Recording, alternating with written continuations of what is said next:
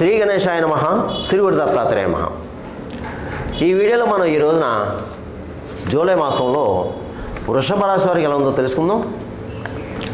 వృషభ రాశి కృత్తిక 2, 3, 4 పాదాలు, అలాగే రోహిణి 1, 2, 3, 4 పాదాలు, మృగశిర 1, 2 పాదాలు వృషభ రాశిలోకి వస్తాయండి. ఈ రాశిలో ఉన్న స్త్రీలకు పురుషులకు ఈ జూలై మాసంలో గ్రహ సంచారం బాగుందండి. అన్ని విధాల అన్ని రంగాల వారికి యోగదాయకం ఉంది, చాలా చక్కగా ఉంది, గతంలో కంటే బాగుంది, పర్వాలేదు. కుటుంబ సఖ్యత బాగుంది, దంపతుల మధ్య ప్రేమ అనురాగాలు ఉంటాయి. అలాగే గతంలో ఏదో చిన్న చిన్న మనస్పర్ధలు వచ్చి విడిపోయిన భార్య భర్తలు ఎవరైనా ఉంటే మాత్రం మీరు తప్పకుండా మీరు ప్రయత్నం చేస్తే కలుసుకోవడానికి అవకాశాలు ఉన్నాయి. అలాగే బంధుమిత్రుల యొక్క సహాయ సహకారాలు కూడా మీకు లభిస్తాయి. అలాగే పాత మిత్రులను కలుసుకుంటారు. మీరు నూతన వ్యవహారాలకి శ్రీకారం చుడతారు. కాకపోతే ఆరోగ్య విషయంలో మాత్రం కాస్త జాగ్రత్త, ప్రయాణ విషయంలో జాగ్రత్త, ఇతరుల విషయంలో జాగ్రత్త. కొత్త వాళ్ళు పరిచయం అవుతారు, మీకు పరిచయం మాత్రం చాలా జాగ్రత్త అండి. కొత్త వాళ్ళతో జాగ్రత్త, పాత వాళ్ళతో ఇబ్బంది లేదు మీకు, కాకపోతే కొత్త వాళ్ళతో మాత్రం కాస్త జాగ్రత్తగా ఉండండి. వాళ్ళు నమ్మి మీ ధనం కానీ పత్రాలు కానీ బంగారం కానీ ఇస్తే మీరు మోసపోతారు. ఇక ఆర్థికంగా పర్వాలేదు, సమయానికి ఏదో విధంగా ధనం మీ చేతికి అందుతుంది. అయితే అనవసర ఖర్చులు ఉంటాయి. విలువైన వస్తువులు కొనుక్కుంటారు, విలాస వస్తువులు కొనుక్కుంటారు. వాహన యోగం కనిపిస్తుంది. ఏదో పాత వాహనం అమ్మి కొత్త వాహనం కొనుక్కోవడం, లేదా డైరెక్ట్గా కొత్త వాహనం కొనుక్కోవడం జరుగుతుంది. అలాగే తీర్థయాత్రలు చేస్తారు, దూర ప్రయాణాలు చేస్తారు. ప్రయాణాలు మాత్రం జాగ్రత్త అండి, ప్రయాణ విషయంలో జాగ్రత్త. ఆ ప్రయాణం చేసేటప్పుడు మీరు దగ్గర ఒక నిమ్మకాయ పెట్టుకోండి, ఒక గార్లిక్ పెట్టుకోండి, సరిపోతుంది, ఇంకేం పర్వాలేదు. ఇకపోతే గృహ సంబంధమైన కార్యాలు అనుకూలిస్తాయి. గృహ సంబంధమైన అంటే గృహ నిర్మాణం కానీ, లేదంటే గతంలో గృహ నిర్మాణం చేపట్టి కొన్ని పరిస్థితుల కారణంగా అది ఆగిపోతే మళ్ళీ పునఃప్రారంభం చేసుకోవచ్చు, నో ప్రాబ్లం. అలాగే ఈ మాసం మీరు పెద్ద వాళ్ళని కలుసుకుంటారు, పెద్ద రాజకీయ నాయకులను కలుసుకుంటారు. అలాగే మీ పనులు పూర్తి చేయించుకుంటారు. అలాగే డిపార్ట్మెంటు అంటే ప్రభుత్వం సంబంధించిన కార్యాలు కూడా మీకు ఈ మాసంలో పూర్తవుతాయి. అలాగే విదేశాలకు వెళ్ళేవారు ఎవరైనా ఉంటే, అంటే చదువు రీత్యా కానీ ఉద్యోగ రీత్యా కానీ విదేశాలకు వెళ్ళే వాళ్ళు ఎవరన్నా ప్రయత్నం చేసుకుంటే ప్రయత్నాలు చేసుకోండి, గట్టి ప్రయత్నం చేసుకోండి. మీరు గట్టి ప్రయత్నం చేసుకుంటే తప్పకుండా ఆ యొక్క ప్రయత్నాలు ఫలిస్తాయి మీకు, అందులో ఏమాత్రం సందేహం లేదు. ఈ మాసం మీకు వ్యవహార జయం, కార్య జయం, సంకల్ప సిద్ధి, శత్రు జయం అన్నీ బాగున్నాయి. అన్ని విషయాలు బాగున్నాయి. ఇకపోతే ఇందులో కొంతమంది బద్ధకస్తులు ఉన్నారండి. ఈ బద్ధకస్తులు కూడా బద్ధకాన్ని విడనాడి మీరు ప్రయత్నం చేస్తే తప్పకుండా మీరు కూడా సక్సెస్ అవుతారు. ఏదైనా ఒకటి మాత్రం గుర్తుపెట్టుకొని, మీరు మనం పరిస్థితి కొన్ని సందర్భంలో బాగోలేనప్పుడు తప్పకుండా ప్రయత్నాలు గట్టిగా చేయాలి. అందుకని ఏదో ఒకసారి చేసాం, 2 సార్లు చేసాం, మన ప్రయత్నం సాగలేదు, అవ్వలేదని డీలా పడిపోయి అనవసరంగా టెన్షన్ పడి బాధపడద్దు. దయచేసి ప్రయత్నం చేయండి. మిగతా వ్యవహారం భగవంతుని భారం వేయండి. అంతేని గాల్లో దీపం పెట్టి దేవుడు అంటే కుదరదు. ఇకపోతే మీరు ఈ మాసం ముఖ్యంగా పెద్దవాళ్ళని గౌరవించండి. అలాగే గురువుని బ్రాహ్మణ్ణి దూషించొద్దు. ఎవరిని కూడా అనవసరంగా దోషం చేయొద్దు. లేనిపోని కర్మ తెచ్చిపెట్టుకోవద్దు మీరు. అది దోషం చేయడం వల్ల కొన్ని కర్మలు మీకు అంటుకుంటాయి, కొన్ని శాపాలు అంటుకుంటాయి. మరలా దాని నుంచి మీరు బయటపడలేరు. ఎందుకంటే గురువులు బ్రాహ్మణులు పెద్దలు ఆగ్రహిస్తే మీ మీద భగవంతుడు కూడా ఏం చేయలేడు. అది మాత్రం గుర్తు పెట్టుకోండి. దాన్ని బట్టి మీ పని మీరు చేసుకోండి. ధైర్యంగా అడుగు ముందుకేయండి, ధైర్యంగా ఉండండి, మనోనిబ్బరంగా ఉండండి, మనోధైర్యంగా ఉండండి. మీ పనులన్నీ పూర్తవుతాయి. సమయం బాగుంది, మీకు అనుకూలంగా ఉంది. ఈ వృషభ రాశి వారికి జూలై మాసం అనుకూలంగా ఉందండి. ప్రయత్నం చేసుకోండి. ముఖ్యంగా విదేశాల్లో ఉన్నవారు ఈ మధ్యకాలంలో అందరికీ చాలామందికి జాబులు పోయినాయండి. ఈ జాబులు పోయిన వాళ్ళందరూ కూడా కొంచెం గట్టి ప్రయత్నాలు చేయండి. ట్రై అగైన్ తప్పకుండా మీకు జాబ్ వస్తుంది. విదేశాల్లో ఉన్నారు, జాబ్ వస్తుంది. ఇకపోతే స్థిరాస్తి విషయంలో కొలుక్కు వస్తారు. అలాగే కోర్టు వ్యవహారాలు కూడా అనుకూలిస్తాయి మీకు. ఏదైనా అన్ని వ్యవహారాలు కూడా అనుకూలంగా ఉన్నాయి. ఇక రియల్ ఎస్టేట్ రంగంలో వరకు బాగుంది.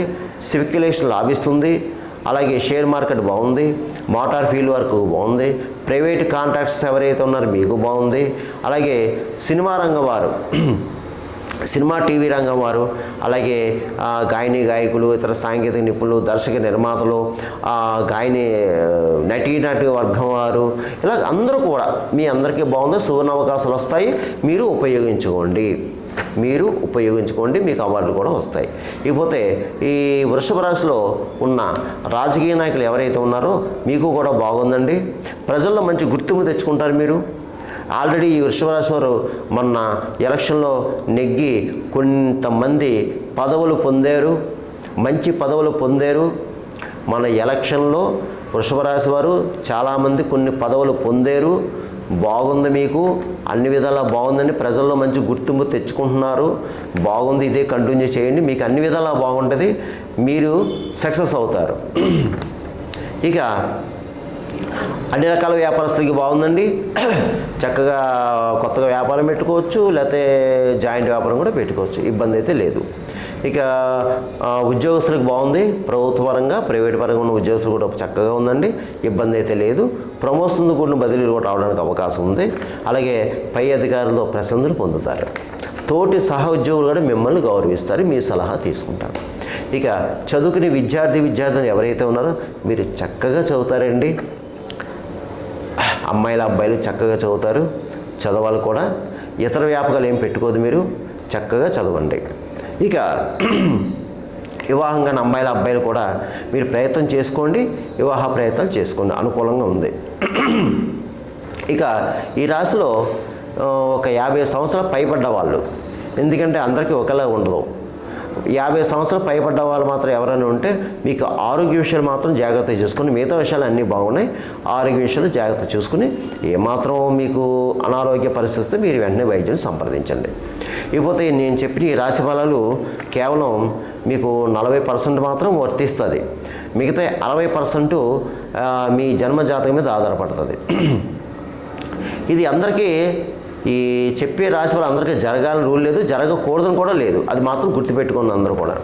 ఎందుకు మీ జన్మజాతకంలో జన్మలగ్నం, నక్షత్రం, రాశి, జరిగే దశ, అంతర్దశ, అలా లగ్నాతో ఉన్న గ్రహాల యొక్క పరిస్థితి, ఏ గ్రహం ఎక్కడుంది ఏంటి అనే పరిస్థితి, దాన్ని బట్టి కూడా మనం లెక్కలేసి దాన్ని బట్టి పరిహారం చేసుకోవాలి.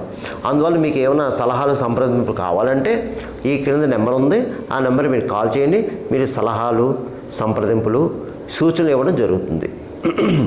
ఇక ఈ వృషభ రాశి వారు ఈ జూలై మాసంలో నేను చెప్పిన పరిహారాలు చేసుకుంటే మీకు ఈ మాసం అంతా యోగిస్తుంది. అది ఏమిటి అంటే, ఎక్కువ ఈ వృషభ రాశి వారు ఈ మాసం అంతా అమ్మవారి ఆరాధన చేసుకోండి. దుర్గాదేవి ఆరాధన చేసుకోండి. దుర్గా అష్టోత్తరం చదువుకోండి. దుర్గా సప్తశ్లోకి చదువుకోండి. అలాగే లలితా సహస్రం చదువుకోండి. లేకపోతే వినండి. లలితాదేవిని ఎక్కువ ఆరాధించండి. ముఖ్యంగా ఇతర దేశంలో ఉద్యోగ ప్రయత్నం చేసే వాళ్ళు ఎవరైతే ఉన్నారో, ఇతర దేశంలో, విదేశాలలో ఉద్యోగం పోయి, జాబు పోయి, ఉద్యోగ ప్రయత్నంలో ఉన్న వాళ్ళు ఎవరైతే ఉన్నారో మీరు తప్పకుండా లలిత అమ్మవారిని నమ్ముకోండి. లలితా సహస్రం చదువుకోండి. లేదా మీ ఫోన్లో వినండి. ముఖ్యంగా శుక్రవారం, మంగళవారం, పౌర్ణమి రోజున, అలాగే అమావాస్య రోజున వినండి. అష్టమి రోజున కూడా వినండి. అమ్మవారిని గట్టిగా పట్టుకోండి. అమ్మవారి పాదాలు ఆశ్రయించండి. ఇక మీరు ఇంకా ఎక్కువ బాధపడేవారు ఇక్కడ ఎవరైనా ఉంటే, సకల శత్రు రోగ రుణబాధలు మీరు ఉంటే మాత్రం మీరు చండీ హోమం చేయించుకోండి. మీ దగ్గర దేవాలయంలో ఈ ప్రతి అమ్మవారి దేవాలయం కూడా చండీ హోమం చేస్తారు. పౌర్ణమి రోజున చేస్తారు. మీరు ఆ పౌర్ణమి రోజున చండీ హోమం చేయించుకోండి. అంటే ఎక్కువ బాధలు పడేవారు, అవకాశం ఉన్నవారు, అలాగే ఇంకా అవకాశం ఉన్నవారు మాత్రం పౌర్ణమి రోజున మీ దగ్గర దేవాలయాల్లో సత్యనారాయణ స్వామి వ్రతం చేస్తారు. వెళ్ళి ఆ వ్రతం చేయించుకోండి. ఇక మీరు ఒక శుక్రవారం తెల్ల బొబ్బర్లు చక్కగా తెల్లటి వస్త్రం మూట కట్టి అక్కడ శివాలయంలో అయ్యగారికి దానం చేయండి. అలాగే స్వీట్లు పంచండి. అమ్మవారి గుళ్ళో స్వీట్లు పంచండి. ఏదన్నా కలాకండ స్వీటు, లేదంటే ఏమీ లేదు అటుకులు బెల్లం, ఇలా ఏదైనా సరే స్వీట్లు పంచండి.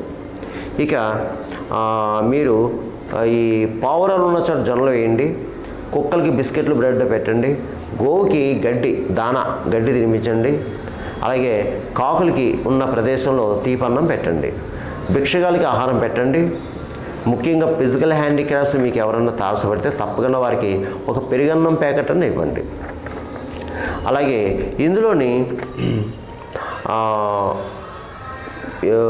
ఈ వృషభ రాశిలో ఎవరైనా పితృదేవతలు ఎవరైనా ఉంటే, అంటే మీకు కాలం చేసిన వాళ్ళు పితృదేవతలు అంటే పితృకార్యాలు చేసుకోండి. లేదంటే ఏదైనా నదీక్షేత్రం వెళ్ళి అమావాస్య రోజున పితృకర్మలు చేసుకోండి. ఎందుకంటే మీరు ఎన్ని పూజలు పునస్కారాలు నోములు వ్రతాలు యజ్ఞాలు హోమాలు చేయించినా మీకు ఫలితం ఉండదు.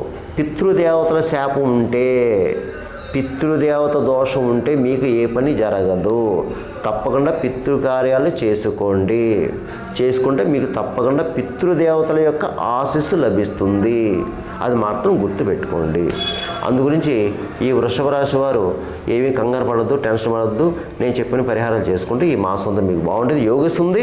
సర్వేజన సుఖినో భవంతు, శుభం భవతు, స్వస్తి.